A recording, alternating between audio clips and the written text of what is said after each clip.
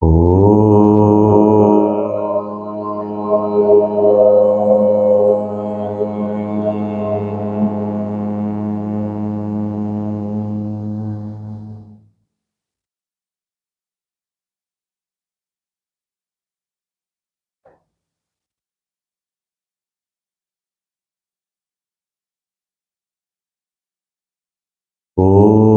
Shri Ganeshaya Namaha. Om Shri Saraswatyai Namaha. Om Shri Gurubhyo Namaha.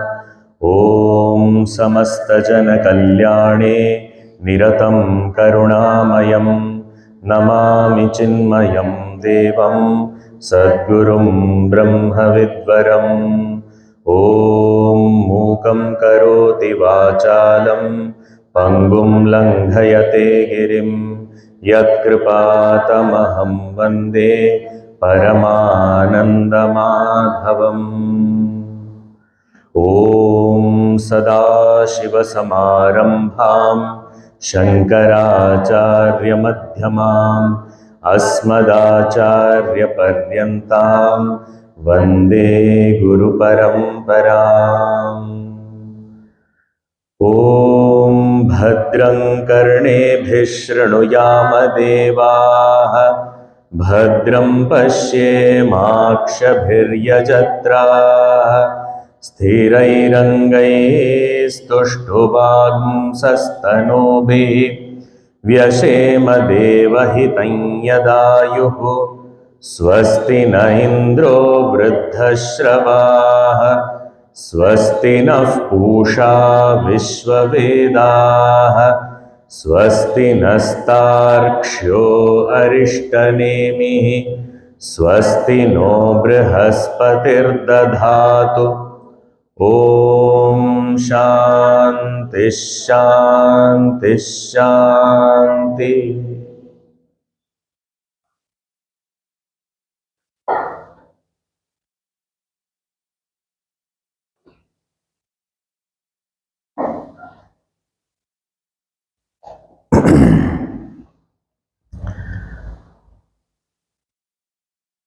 The third Mundaka begins with the thought of the intent of indicating this supreme truth once again in different ways, and starts with this analogy of the two birds perched on the tree. After that, indicating the need of living a life full of virtues, which is the only way to experience or to reach that absolute truth. It is essential to live a life filled with intellectual conviction, satyam, conservation of energy, brahmacharya, the habit or the ability to see things as they are without any filter of likes, dislikes, etc., samyak darshana, and also austerity or moving out of intellectual comfort zones, tapas, and through that reaching that edifice of the supreme reality. It was also indicated that this truth and the truthful ones alone are victorious, not otherwise. So the virtuous ones, the ones practicing virtues alone will be able to reach a state of the fulfillment of the virtue, and that is the abidance in that absolute reality, which is the completion of that virtue. Having said that, now again in the following mantras, the indication of what is that edifice of truth, what is that supreme reality, what is its nature. Already this has been indicated many times so far, but here again with lot of compassion, The Guru, the Shruti, indicates in mantra number 7, which we'll read now. बृहच्च तद्दिव्यमचिन्त्य रूपम् बृहच्च तद्दिव्यमचिन्त्य रूपम् सूक्ष्माच्च तत्सूक्ष्मतरं विभाति सूक्ष्माच्च तत्सूक्ष्मतरं विभाति दूरात् सुदूरे तदिहान्तिके च दूरात् सुदूरे तदिहान्तिके च पश्यत्स्विहैव निहितं गुहायां पश्यत्स्विहैव निहितं गुहायां. What is that supreme reality? Very beautiful indicators and a very beautiful style of indicating, which is very unique to the Upanishads. Is saying Brihat. What is that reality? Now all these pointers, all these indicators are for us aids to meditation, aids to contemplation. Say Brihat, big. Now it is very interesting to note, in grammar, an adjective is always used to qualify a noun. And the usual understanding is that if the adjective is qualifying the noun, then in a way the adjective is limiting the noun. Because that description that is given by the adjective, that is limiting the noun. That's what is the common understanding, which may be true most of the times.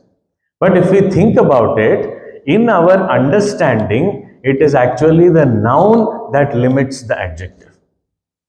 For example, if somebody says, look at that big cockroach, where will we see? We look down. But if somebody says, look at that big building, where will we see? Will you look down? No, we'll look up. So look at that big ant. Where? Where is the big ant? Look at that big elephant. Where is it? Where is it? Means what?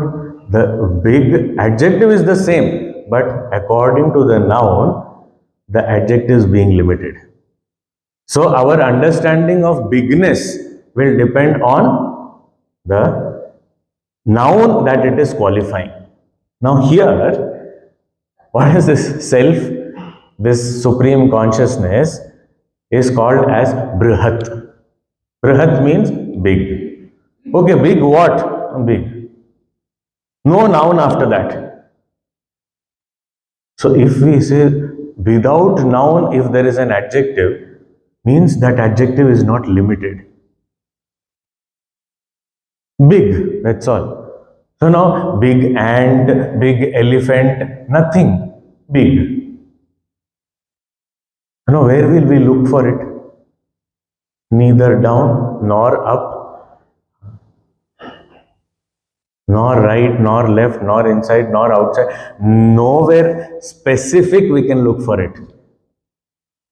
So big. How big? We don't know. It is just big. And that is why when such references or such adjectives or such indicators come in the scriptures for the supreme reality, this Brihat means infinite. So there is no particular place where we can look for it, because as soon as we look for it in a particular place, means it is restricted to that space. And there is no restriction. It is just big. Now the mind stops working. So how do I respond to an adjective without a noun? I am not trained to do that. The mind stops. And when that mind becomes still, that chatter of the mind ends. What remains as an experience is that self. This is the unique style of the Upanishad. The Upanishad is not giving pointers or indicators to make us understand. Sometimes, yes, some kind of conceptual understanding may help just to quieten the intellect, which is constantly asking questions. But in general, we know that it cannot be comprehended by the intellect, because as soon as it is objectified and comprehended by the intellect, it no more remains the reality. Because then it has become the object of the intellect. Object of the intellect will be more limited than the intellect itself. So it cannot be that. So the attempt is to just stun the intellect as though brihat, big. Now, I have never heard an adjective without a noun. How do I respond to this? Don't respond. That's where that experience is possible. Brihatcha tad divyam. How is it possible to experience that when the mind and intellect stop? How is it possible? It is possible because it really doesn't need the mind and intellect. Divyam means it itself is self-effulgent, it is self-luminous, Swayam Prakasha. Divyam also means that which can never be experienced as an object. Achintya Rupam, never comprehensible by the intellect, cannot be thought about. Achintya. It is very interesting. What do the scriptures advise us? You listen to this knowledge through a guru. Okay.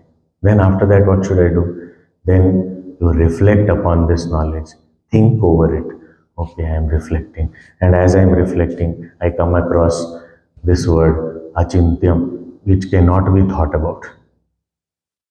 If it cannot be thought about, then why are you asking me to think? You think and come to the direct conclusion that it cannot be thought about. That is the purpose of thinking over it. At some point, that intellect is pushed to so much. I'm thinking, I'm not able to comprehend it. I don't know how I will get it. I'm not able to get it. And at that time, at some point, the intellect as though gives up. It is not the giving up of the effort. It is that limitation of its ability to make the self its object. And when that stops, it is there, right there, but still it is hidden. But when we stop putting an effort to make it an object of our experience, that's when it dawns upon us, or that's how that experience takes place. There's a movie, it's an old movie. Many of us would have watched. It's called It's a Mad, Mad, Mad World. Very old comedy. And there, so many people have got some information about some hidden treasure. They all come to this city from various places. In different groups, there are some individuals and some groups, and they all want to look for the treasure. And the only information all of them seem to have is the treasure is under the big W. We should watch this movie. Upanishad class, you are asking us to watch a movie. But this movie will help us understand how we are not able to experience that Brahman which is already there all the time with us. With us, no, it is us. These kind of movies help us to understand. And it's a good entertainment also. So these people are running around and they are in that race to somehow go and reach the treasure first before anybody else. And they understand that so many people are there and all of them have come for that same treasure. So they are running around. And they reach one park. And that park also, they are running around, not finding where is this big W? Where is this big W? They are walking here, there, everywhere. And actually, in that same place, there are four huge coconut trees, long, very tall, tall, four. And they are grown in the form of a W. And nobody has noticed that. All of them are looking, where is it? Where is it? Where is it? See, big W. Noun has limited the adjective, and therefore they are looking W, how big you can draw a W. So they are looking, maybe there's a signage which written W somewhere. And under that tree only they are passing, they show again and again, they are passing through and they are talking to each other. I don't know where this is, whether this treasure exists or not. There is no big W here. I think all of us have come here, no, in a trap or something. They are talking to each other. And suddenly that scene is very beautiful, so vivid. That scene is so beautiful. This person is running around, running around. And while escaping from other and something, he runs and he's standing under that, catching a breath. And suddenly it dawns, tuck. Where am I? And he looks up. W. And I'm just standing under it. We have been here, we have been looking at this so many times, never realized this is what we are looking for since such a long time. This exactly happens with a seeker of truth. We are looking for some Brahman, which is somewhere. That is how our concept is. Scriptures have said there is one Brahman. I have to look for it. I am struggling to make it the object of my thought. To understand it the way I have been trained to understand this world of objects.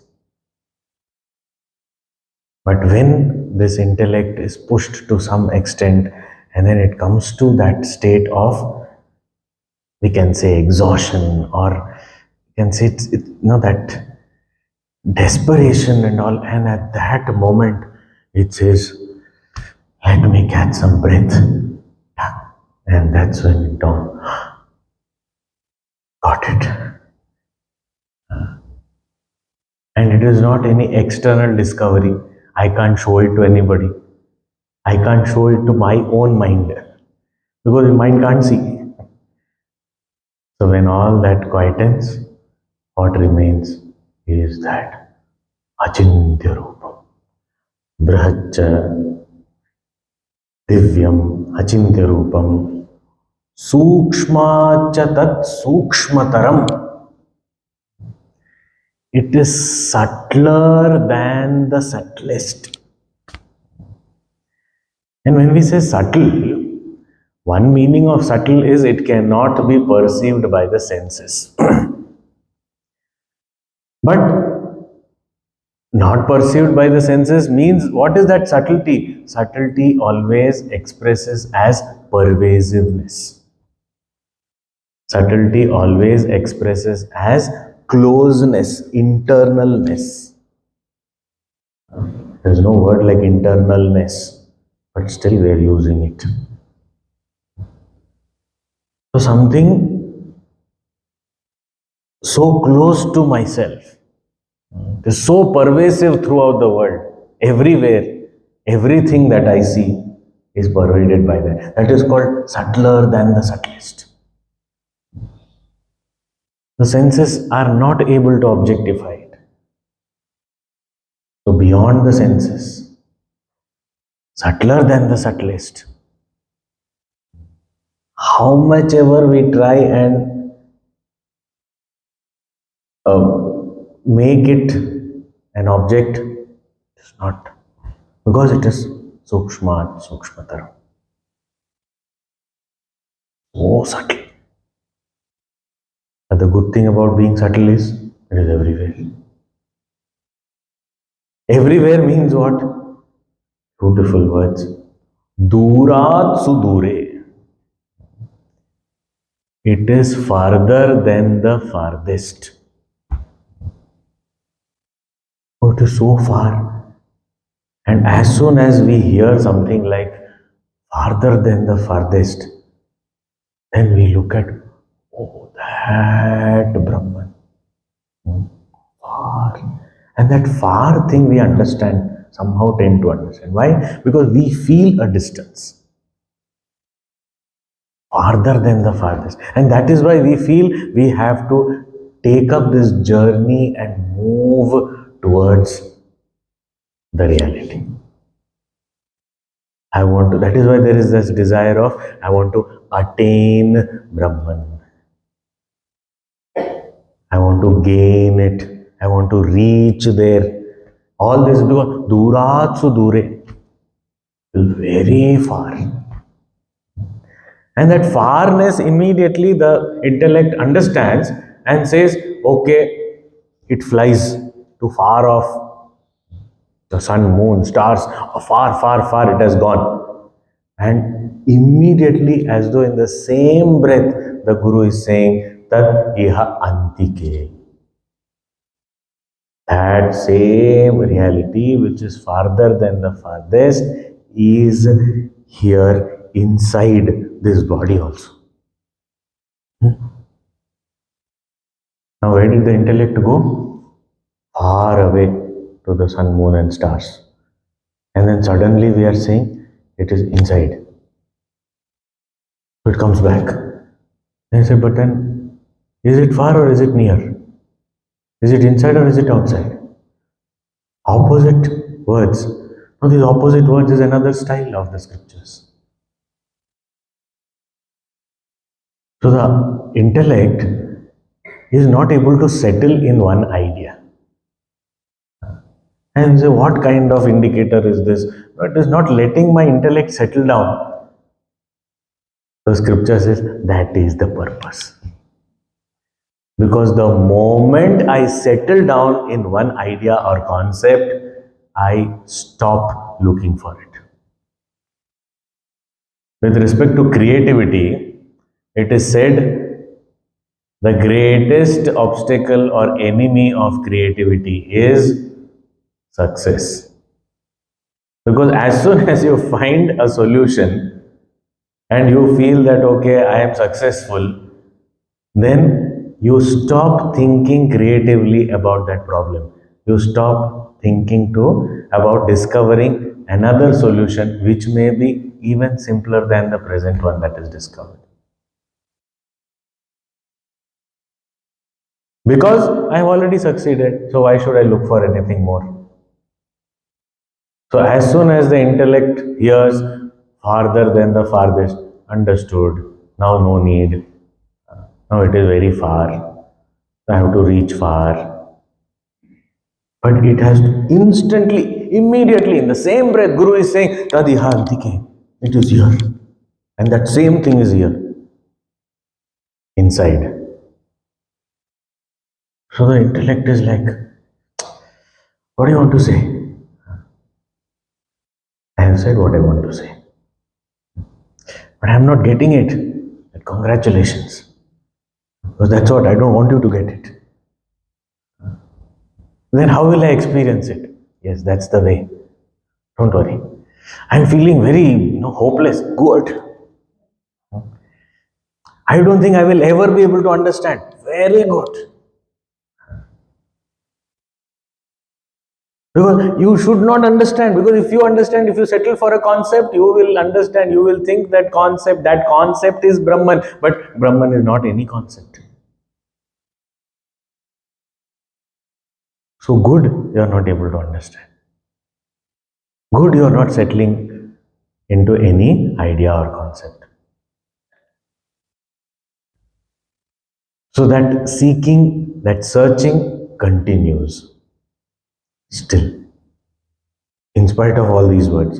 Tat dura sudure, tat iha antikecha.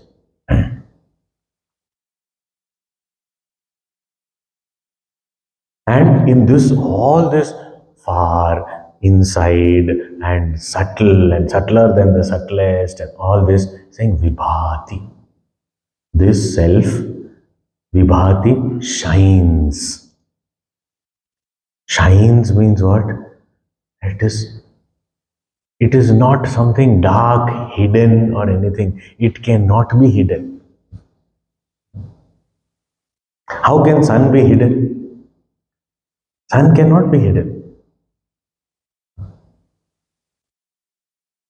Even in the night, we say that in the night sun is not seen.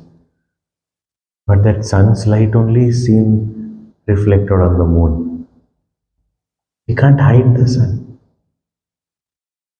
Even in an eclipse, we say that because of the moon coming in between, or on a rainy day because of the clouds coming in between. So the sun is hidden. But in which light are we seeing that cloud? It is in the sunlight only that cloud is also seen. That source of light cannot be hidden. Vibhati, it is ever shining. And if we have to go to the sun and ask, what is the day today? What day? Because that concept of 7 days or day comes only with respect to night. Now, in the sun, there is no night, and therefore, every day is Sunday only. There is no other day, and it is day only, no night. Vibhati, that is how Brahman is. Where is it hidden? It is not hidden. But still, in language, all these scriptural indicators, they do say sometimes it is hidden.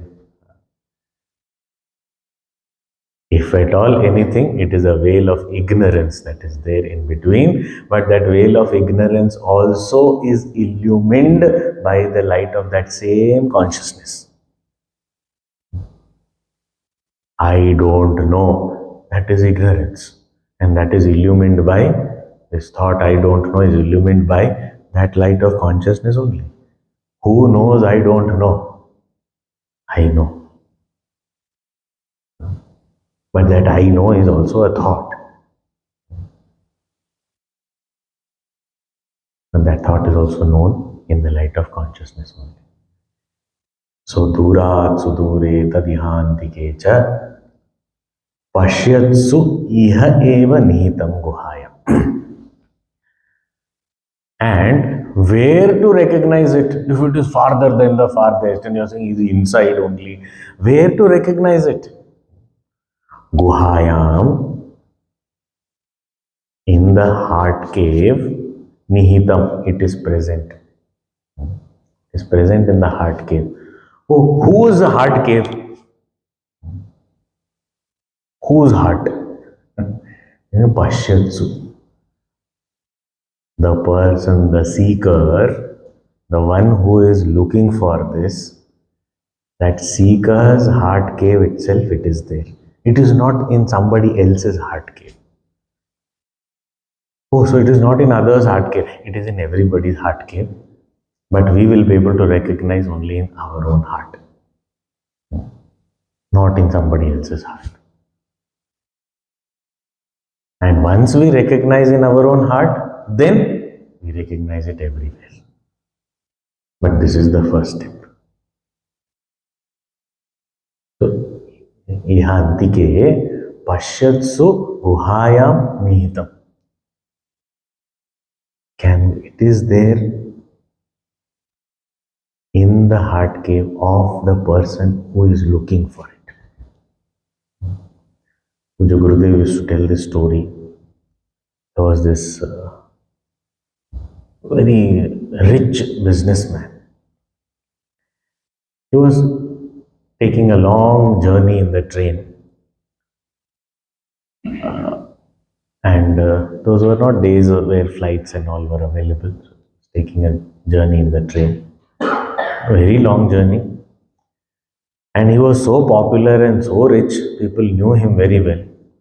So there was a robber who also purchased a ticket and traveled, booked himself in the same place near his seat, near that businessman's seat. Very beautifully, Gurudev has written in a book called Parables. So, this man in the evening, he has so much of cash because he was taking all that. Earlier, there was no bank transfers and all, nothing. They had to carry all cash and then go and give the person, pay the person, and then get goods back, whatever. He was sitting and counting and looking at that itself. That robber was saying, worth the expense of the ticket. I will, take this all away at night. Then I don't have to maybe steal for the rest of my life. So much money was there. After that, that robber went to the bathroom. He came back. He gave a lot of time. Let that Sethji sleep. Once he sleeps, after that I will go. So he gave a lot of time. And when he came back, this businessman was snoring away. He said, good, time to get to work. He looked for the money in the businessman's bag and then in his coat pocket and under his pillow and everywhere. Nowhere it was found. He said, I just saw it some time back. I don't know where it is found. He thought maybe he has hidden it somewhere really very interesting. And he was tired. He said, let me sleep. I have one more night. Because it was a long journey. I have one more night. I will do something tomorrow. Let me observe him more. He slept off because he was awake almost the whole night. He was sleeping. And when he woke up, he seen this Sethji is again counting. As though teasing him. He said, I am such a great robber. He may be a great businessman, but I am a robber. My reputation also is there. I cannot leave him. The whole day he befriended him, talked to him, and tried to ask him indirectly, no, you must be traveling with a lot of cash and all. No, I hope you are keeping it safely. There are robbers and all. He said, yeah, there are robbers, but then we are used to it. That's okay. So he wanted to somehow find out. Nothing came out. He was a very seasoned traveler. So, okay, never mind. Evening came. Again, as a ritual, he counted all the money. Then the thief thought that, okay, now let me give him time and then he'll come back. He also came back after some time. Sethji is sleeping. He went on all night again, not find it. He was confused. He even looked outside the window if something is tied and hanging outside. He thoroughly checked everything. He went to the bathroom, everywhere he checked. Nowhere it was to be found. He didn't know what to do. All night he was awake. And the morning, the train reached the destination. And this Sethji, morning, again counted, put in his bag, and was ready to get off. Now this person, he got up and he said, the Sethji thanked him. Thank you very much. You are a very good companion. And because of you, it was very risky to travel with cash and all. But with people like you protected my money and you took care of it and all. And he is so curious now. He said, no, I don't want the money. So he confessed. He said, look, I want to confess. I am a thief. And the only purpose of traveling with you is to take away your money. But please, I give up. Now, please tell me, where did you hide it? Because I know it was there with you every evening and morning. Where it was it kept at night? You tell me. So Sethji lovingly smiled and said, from the very beginning, I knew you are a robber. Like I am famous, you are also famous. But I knew that if I keep it anywhere, you are such an expert that even if I am awake, you can take it away. Or to talk of sleep at night. I know you can take it away. But where did you hide it? He said, don't tell anyone else. It was hidden under your pillow. Not my pillow, your pillow. This is how Bhagavan has hidden the greatest treasure in our own heart. Pashyatsu guhayam nihitam. And if it is our own heart, how can we call it is hidden?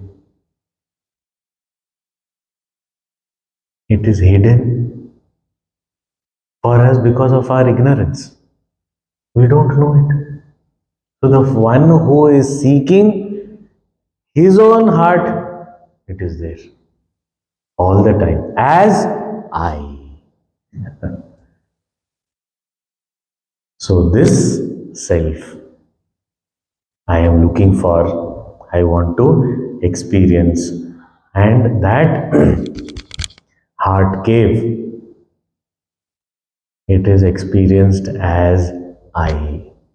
When all these senses, mind, intellect, all this calm down. So that is why if we see all these different words, they are indicating, when it is saying that it is subtler than the subtlest, they are indicating senses, it is beyond your scope. Achintya Rupam means cannot be comprehended. Intellect, don't worry about it. Mind, don't even think about it. Beyond you. But still, is it there? Yes, it is there. And it is shining. How can I know it? As I. This is how I can do it. So this mantra also indicates that Supreme Self. And because it is not so common, so easy for anyone to experience it, that being so difficult, that thing, that why is it very uncommon, why people find it very difficult to understand, and how can it be gained is indicated in the next mantra.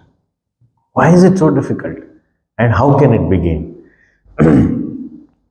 न चक्षुषा गृह्यते नापि वाचा न चक्षुषा गृह्यते नापि वाचा नान्यैर्देवैस्तपसा कर्मणा वा नान्यैर्देवैस्तपसा कर्मणा वा ज्ञानप्रसादेन विशुद्धसत्त्वः ज्ञानप्रसादेन विशुद्धसत्त्वः ततस्तु तं पश्यते निष्कलं ध्यायमानः ततस्तु तं पश्यते निष्कलं ध्यायमानः। न चक्षुषा गृह्यते, it cannot be made the object of the eyes. It cannot be seen with these eyes. And in other Upanishads it is said, it cannot be seen with these eyes, but it is that because of which the eyes are able to see. Na chakshusha grihyate. Napi vacha cannot be described by the speech. Rather, it is that because of which the speech is able to describe. So it is not the object of the eyes, cannot be seen, cannot be described with the speech. Na anyaihi devaihi, nor can it be grasped by deva. Deva means that which has light. That which has light means here the senses, the other senses. So chakshusha means it is eyes. Eye is the ability to see is a sense organ. So anyai devai means all five sense organs. It cannot be seen or perceived. Same way, the speech is one of the organs of action. So when it is saying it cannot be described by speech means none of the organs of action can reach it, can grasp it. Means the legs cannot walk to it, the hand cannot hold it, like the speech cannot describe it. So it cannot be experienced, it cannot be perceived, it is not under the scope of the sense organs or the organs of action. And na tapasa. By tapas, it cannot be gained. Huh? Now only few verses ago, before a couple of mantras only, you said that tapas has to be performed. Satya, samyak darshana, samyak jnana, and tapas and brahmacharya.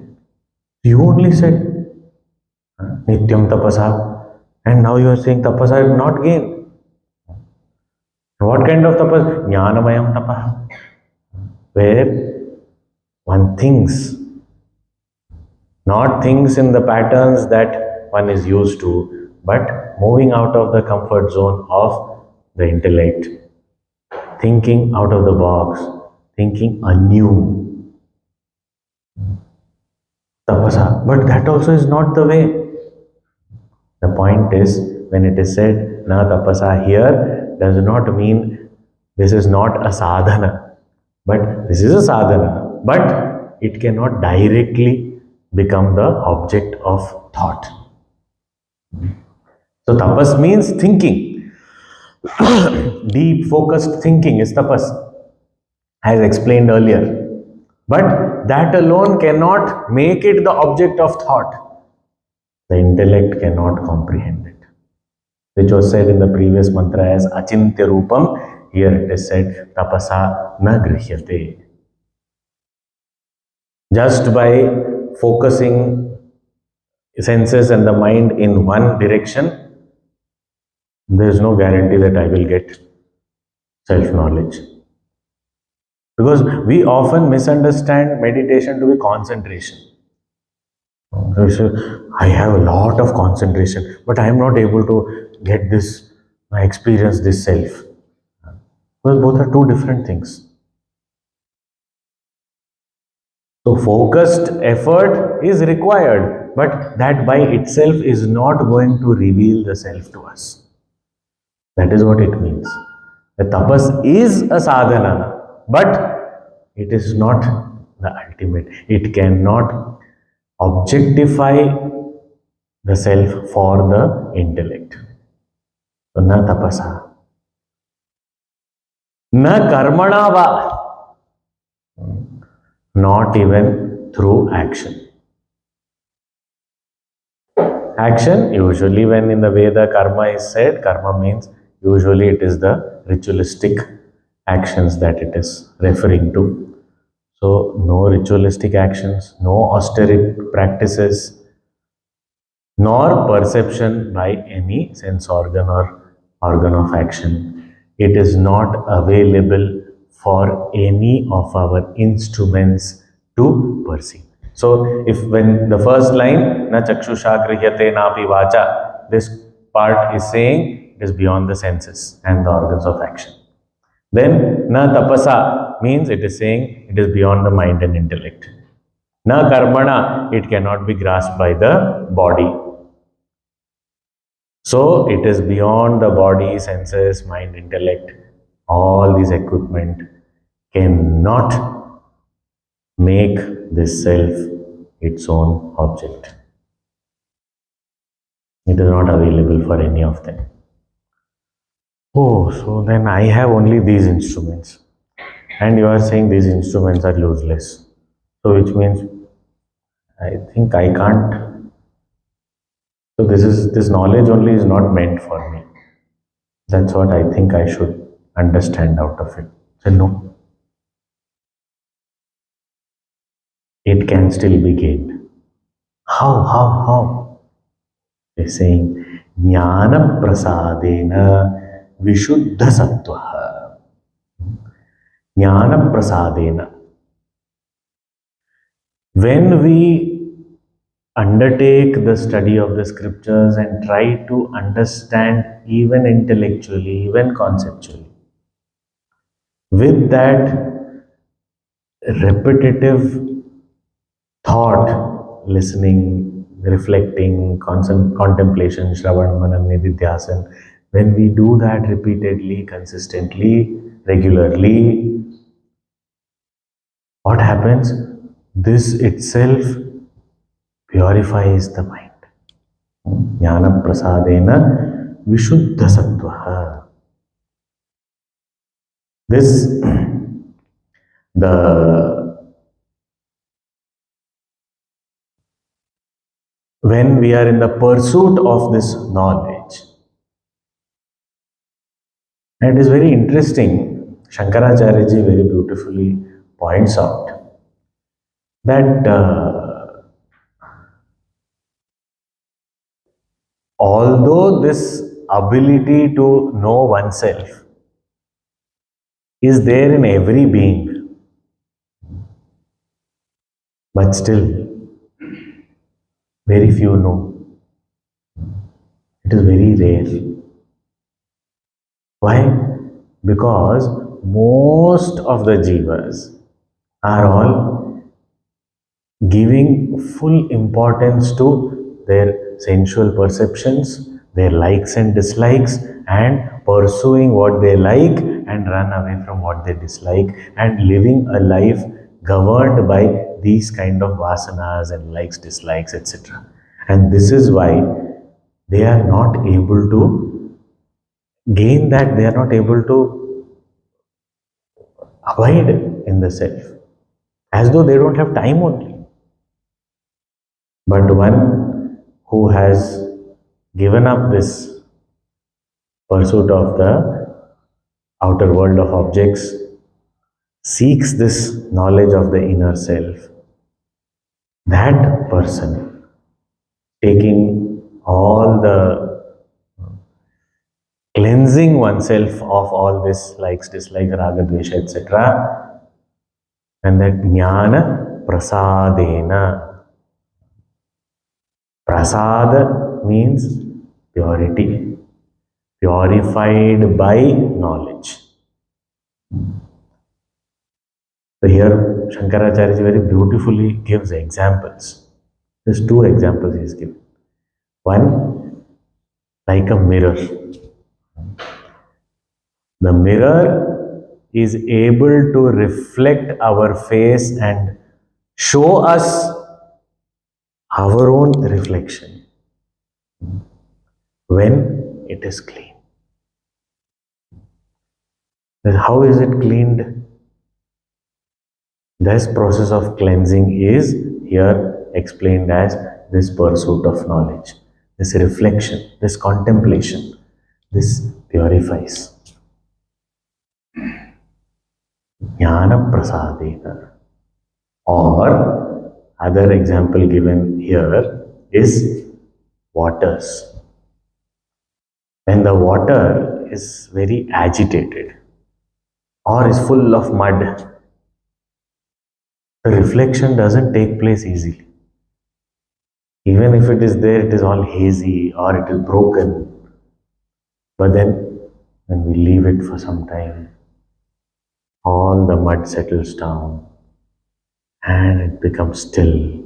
And in that purified, still waters, the reflection of the sun is bright and brilliant. Now, why are we interested in the reflection so much? Because when we see a clear reflection, that is what will help us turn our gaze to the one whose reflection we are seeing.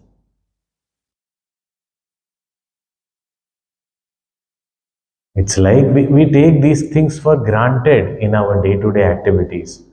But here, these kind of mantras and these kind of words force us to relook at our own lives. This is when I look into the mirror and I find there is something on my cheek. Where do I clean? Any intelligent person will not clean the mirror, will clean one's own cheek.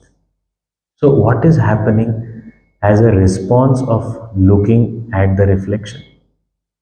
When the reflection is clear, the attention turns to the one whose reflection we are seeing. And once that attention turns, then the reflection is of no use. It is not required anymore because it has succeeded in its purpose of turning the attention towards the one whose reflection is seen there.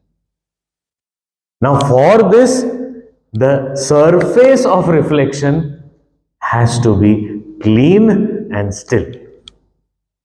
This is what is achieved through this pursuit of knowledge. Jnana prasadena. That purification and stillness is achieved through this pursuit of knowledge, where we give up our likes and dislikes, give up our familiar fields of activity, and we are pursuing this knowledge, making the mirror of the mind or the waters of the mind clean and still. And when this mind is clean and still, that is called prasada. Because jnana is not just knowledge that we gain. Even the intellect itself is called jnana in various places in the Upanishads. So the intellect, the mind, and that is that state of Vishuddha Sattva. So where I am, that my mind intellect equipment is ready. It's it's available for that ultimate experience. Being available for that ultimate experience means what? It is ready not to interfere. Because it is the interference of the mind intellect that is stopping us from experiencing our own self. Otherwise, it is me and myself. So there is no other. But this mind intellect comes in between. And I am not able to see it. I am not able to understand it. I am not able to comprehend it. So when this jnana prasadena vishuddha sattva, and that time vishuddha sattva tata, then what happens? Tam pashyate. The seeker sees that. Now here that verb is used, the pronoun is used that, but we have to understand the seeker sees himself.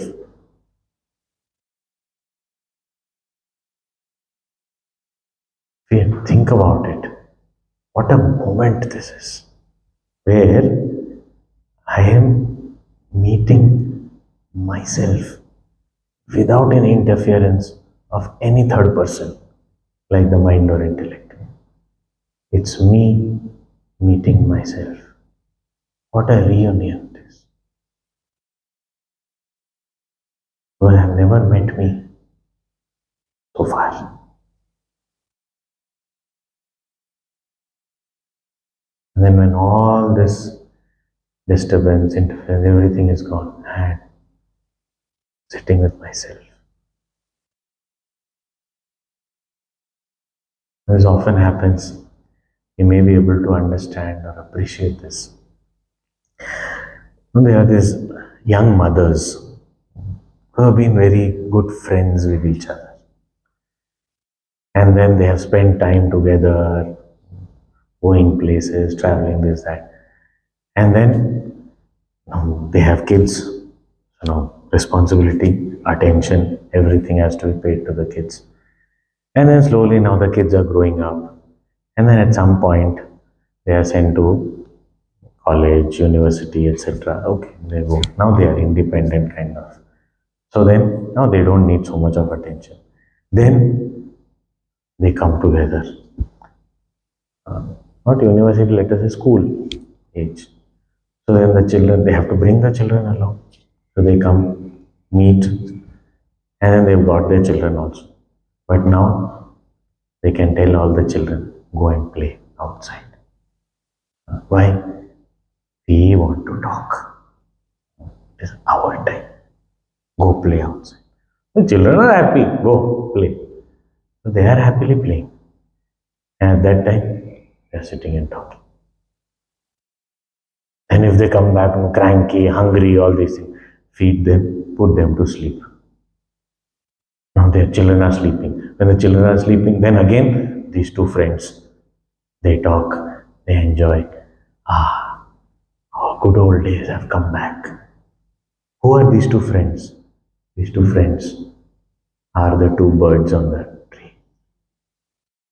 Got separated. Why? This activity of eating fruits and this mind intellect interfering, identification with that mind intellect.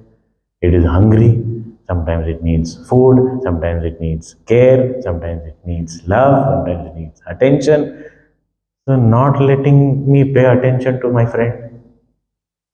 But at some point, I am able to set all that aside in this way. Jnana prasadena vishuddha sattva.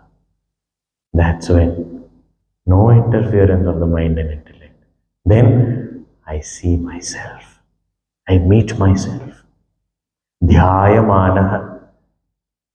In that state of meditation. That's where I meet myself.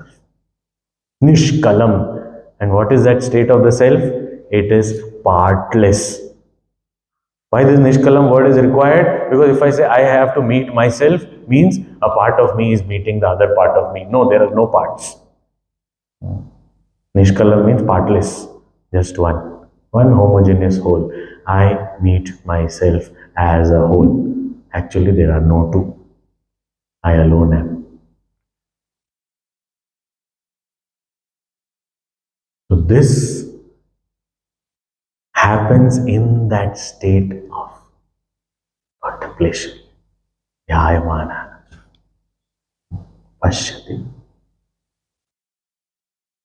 So, this is the way of knowing oneself, not through the other things that have been indicated. With the instruments, it cannot be known. It can be known only when the instruments lay aside still and my gaze from the reflection has moved to the one whose reflection is seen.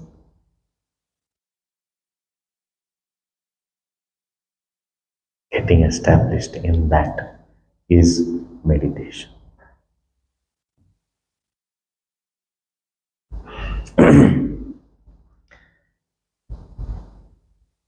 We sit silently for some time.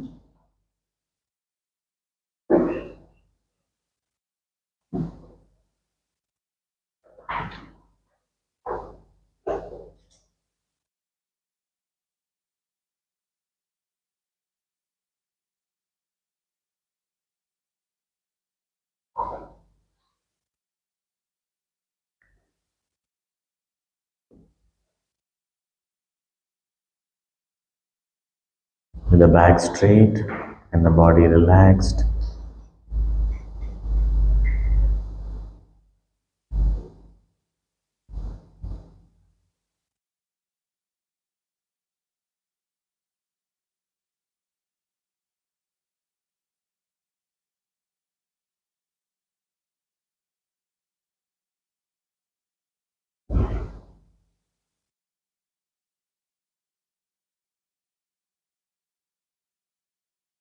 we focus our attention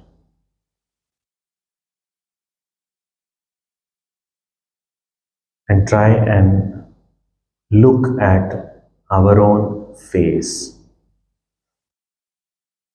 without a mirror,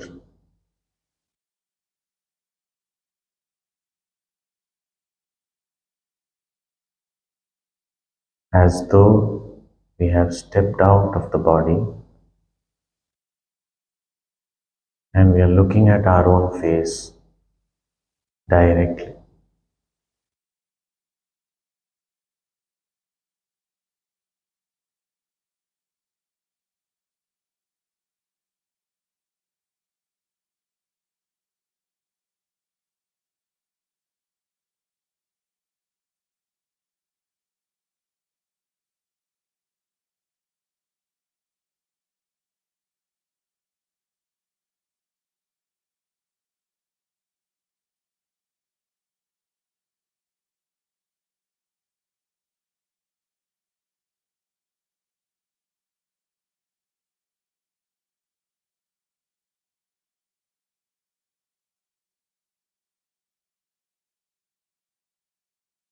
We go back,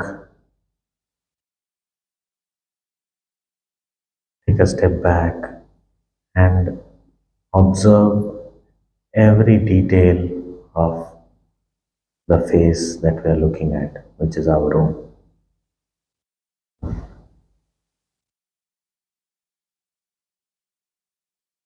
The hair, the forehead, temples, the eyebrows,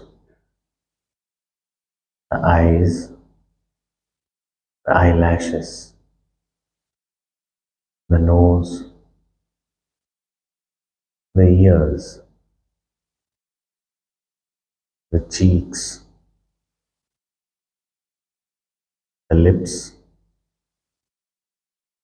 the chin, the jawline, to the neck,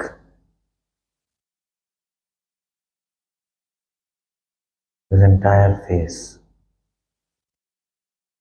every detail of the face we have seen, we are observing.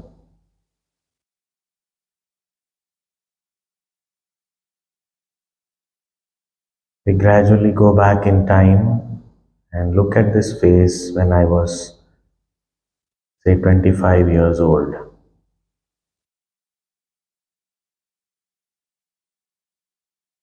I'm looking at that face right now. I am the same observer of my face, but the observed face has moved back in time and is now 25-year-old face.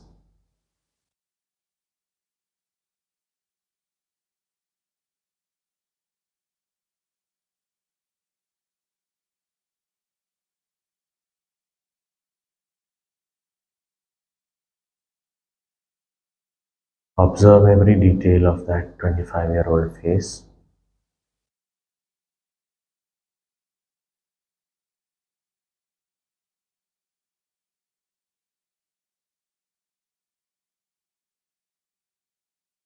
Again, move backward and look at my 5-year-old face. Our own face when we were 5 years old. There may be some images of photographs that may come to our mind. Never mind. Take help from those photographs, but come back to the observation of the face, actual face, not the photograph face. Standing in front of my own body, I'm looking at my own 5-year-old face. Observe all features, details.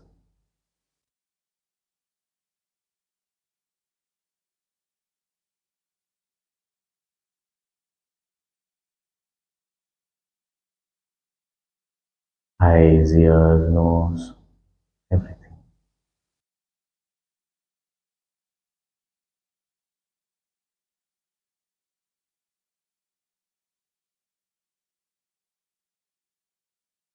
Further moving back in time, look at the 1 year old face.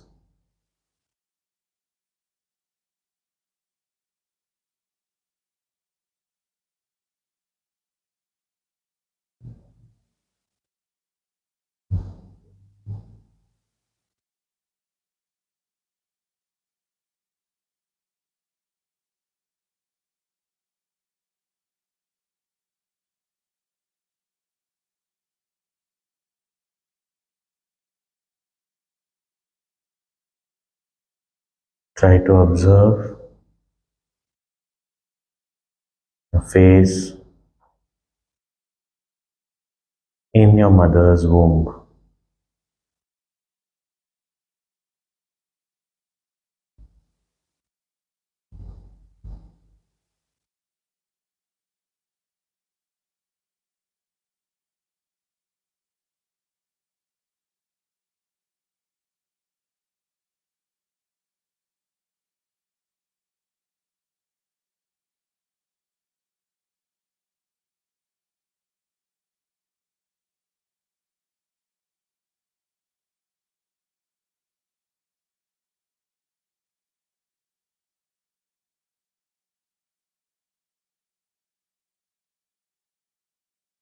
Try and visualize the face, your own face, before you entered the mother's womb.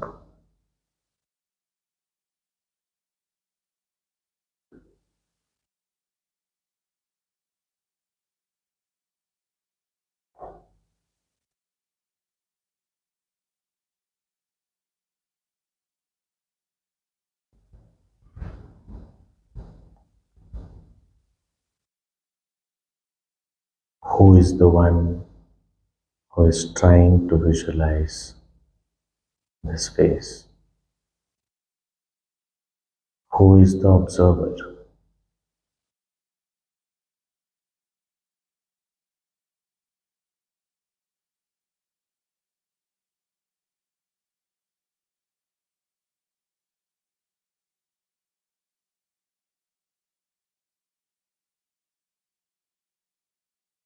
Focus the entire attention on the observer.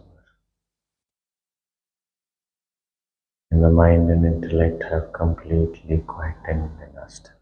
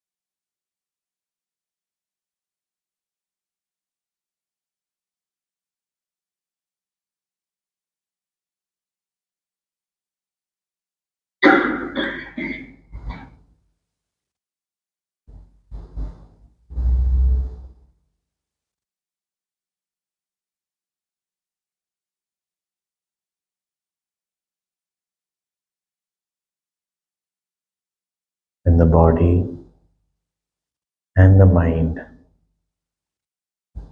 are silence, still and relaxed. At the end of the session,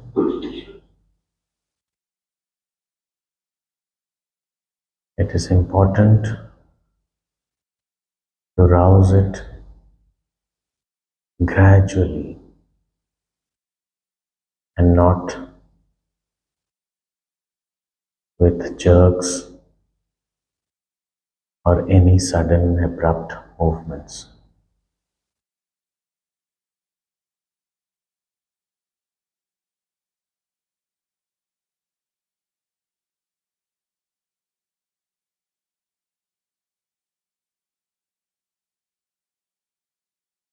Please try and avoid sudden abrupt movements, including the rubbing of the palms.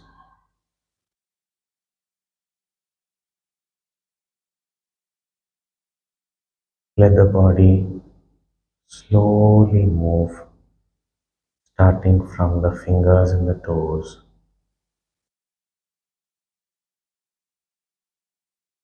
and the various other limbs, and very slowly house it.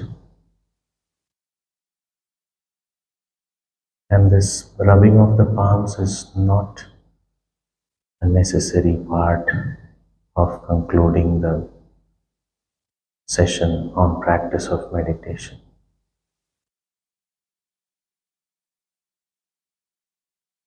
It may be a habit,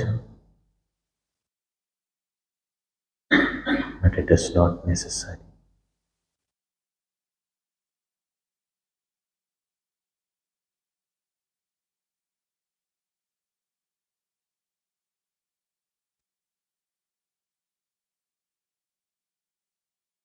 We shall do the Shanti part, and after that, slowly rouse the body from this relaxed state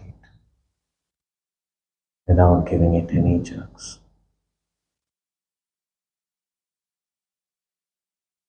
Om Purnamadav Purnamidam Purnat Purnamudachyate Purnasya Purnamadaya Purnamevavashishyate. Om Shanti Shanti Shanti. Hari Om. Shri Gurubhyo Namaha. Hari Om.